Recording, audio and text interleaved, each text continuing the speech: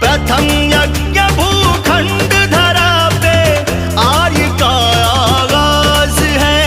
प्रथम यज्ञ भूखंड धरा पे आर्य का आगाज है पावन संगम की धरती ये प्रयागराज है, ये प्रयागराज है।